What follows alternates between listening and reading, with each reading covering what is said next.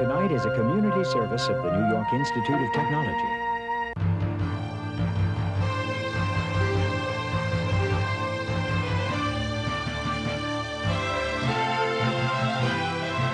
Covering the news of Nassau and Suffolk County's Long Island News Tonight with Ken Eckhart, Carol Peck, and the award-winning LI News team.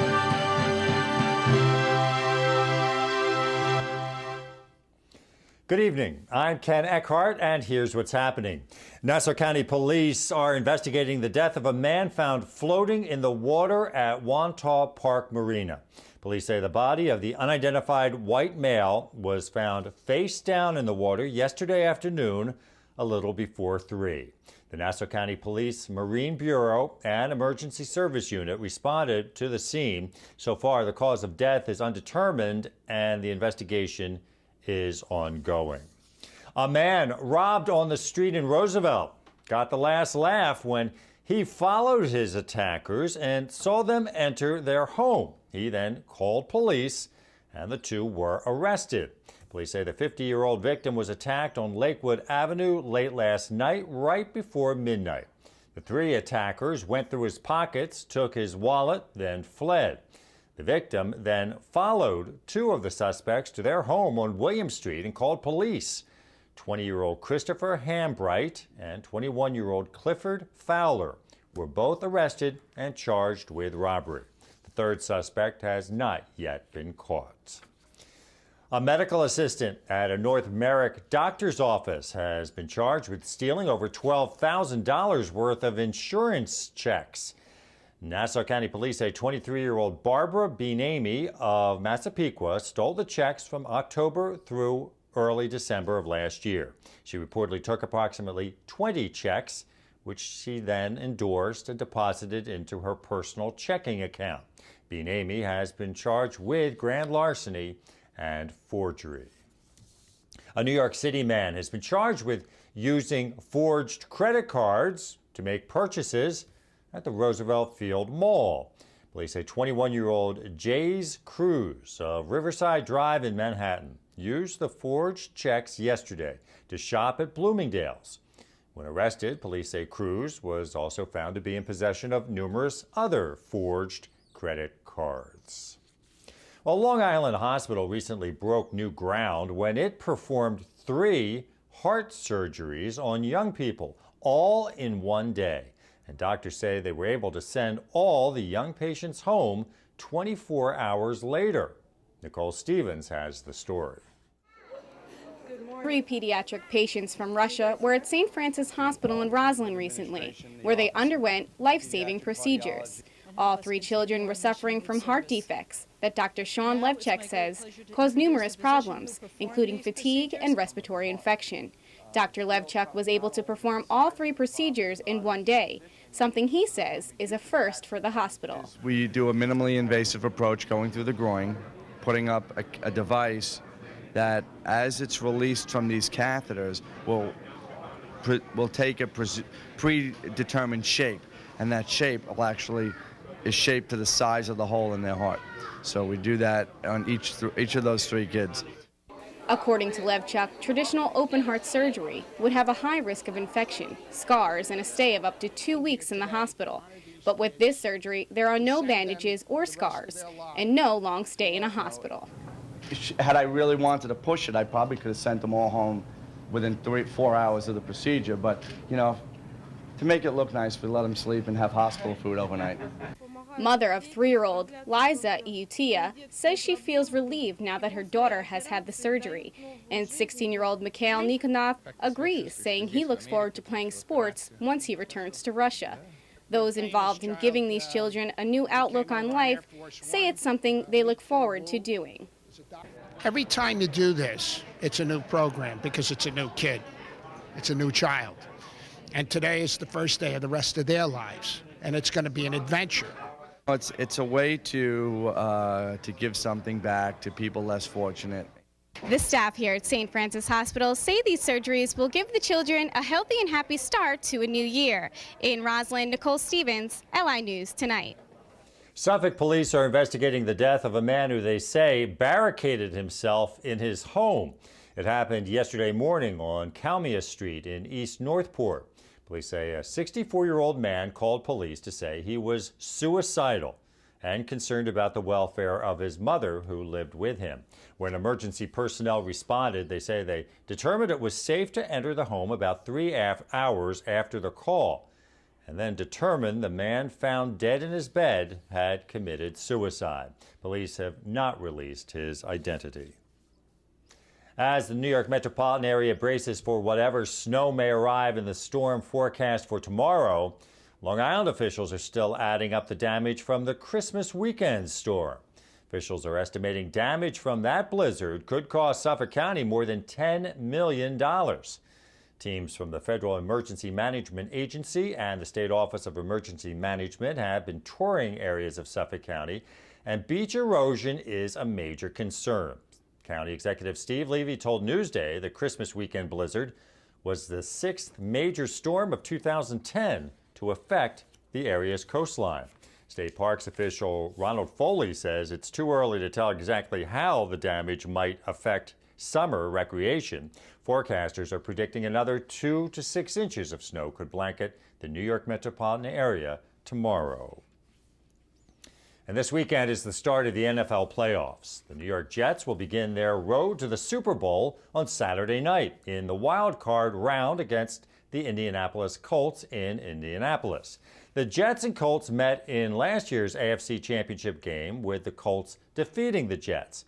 But maybe the results will be different this time around. Former Jets cornerback Bobby Jackson, who played in the early 80s, now a marketing manager for Modell's, told us what the Jets have to do to win. Have to keep Peyton Manning on the sideline and keep that ball out of his hands. And, Darrelle Revis is going to have, the secondary, I believe, going to have a great game. Plus the pass rush have to show up just like they did the last game. The Jets are going to do against they think the Jets will do in the opening round of the playoffs. I think they're going to do great. They're a good team. They got a good coach, and they're absolutely fantastic. They have to make sure that they establish the run. Sanchez have to make sure he has to throw a perfect game. Silly mistakes like that, it's gonna cost them. It's the Colts, like they're versing the Colts. The Colts are going to beat the Jets all the way. Peyton Manning's a better quarterback altogether. He has more playoff experience, and Sanchez is just a little inexperienced for me. We're going to the Super Bowl. Yeah, you can catch the game on NBC TV Saturday night at 8. It was a mixed day on Wall Street today. The Dow finished the day down over 25.5 points, but NASDAQ was up 7 2/3 points. S&P was down 2 3/4 points. NYIT's LI News Tonight continues after this.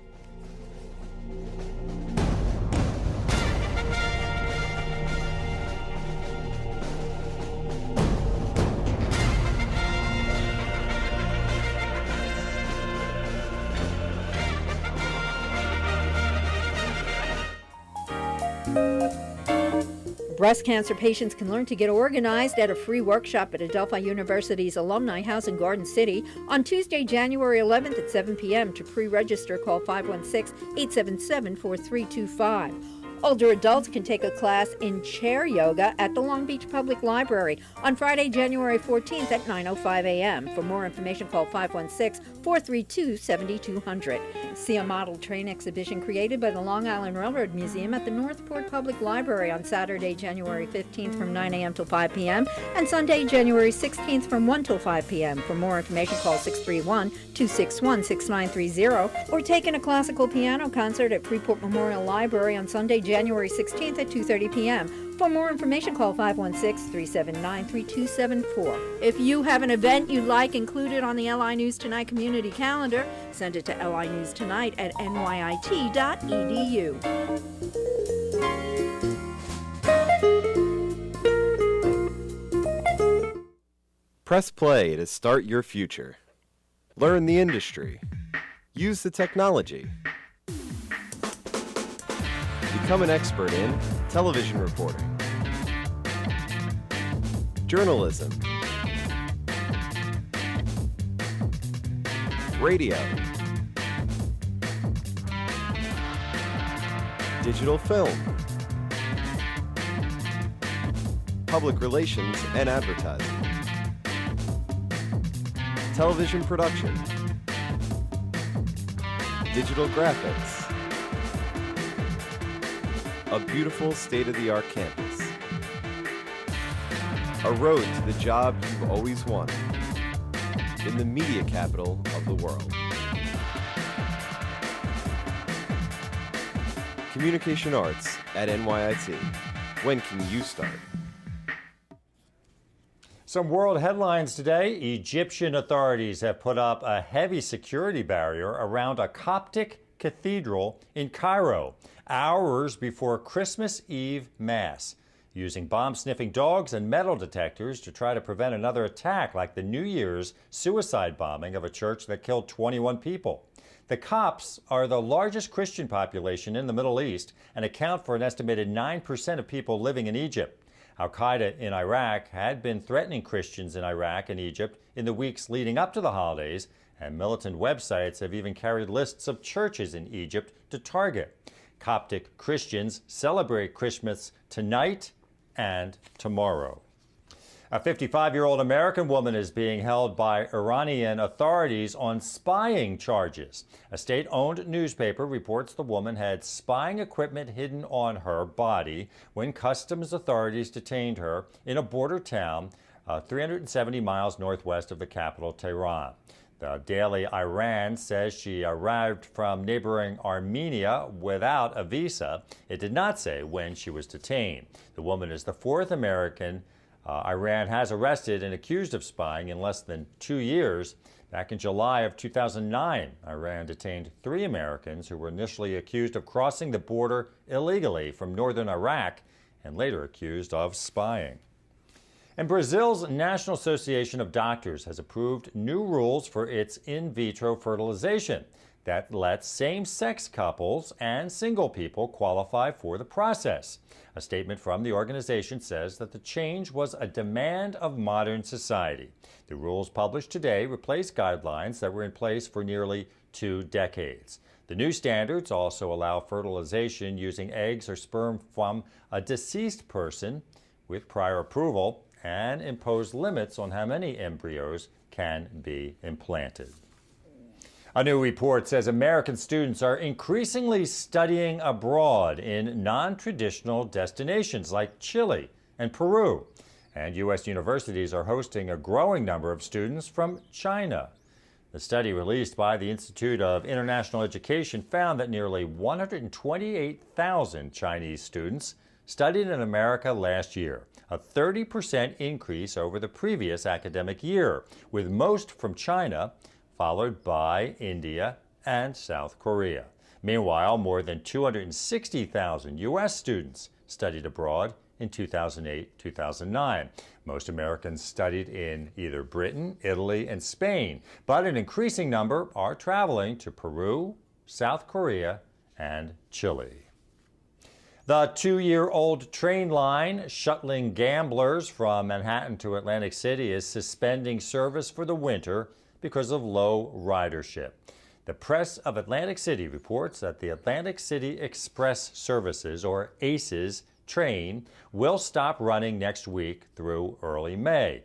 The train service was started in February of 2009 by 3 casinos: Caesars Atlantic City, Harrah's Resort, and Borgata Hotel, Casino and Spa. It was designed to lure New Yorkers to Atlantic City, but the service has never really turned a profit. The Casino Reinvestment Development Authority pumped $2 million into it the first year to help cover the nearly $6 million in losses.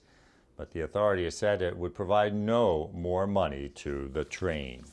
Well, we had a mostly cloudy day today. The high was in the low 30s rather. Tonight, a chance of snow showers late with a low down around 30. Tomorrow, snow expected with a high in the low 30s. Saturday, morning snow showers with a high in the low 30s. Sunday, partly cloudy and windy, highs in the low 30s. Outlook for Monday, mostly sunny with highs again in the low 30s. And that's it for NYIT's LI News Tonight. I'm Ken Eckhart. Thank you for watching. We'll see you again tomorrow. Have a good night.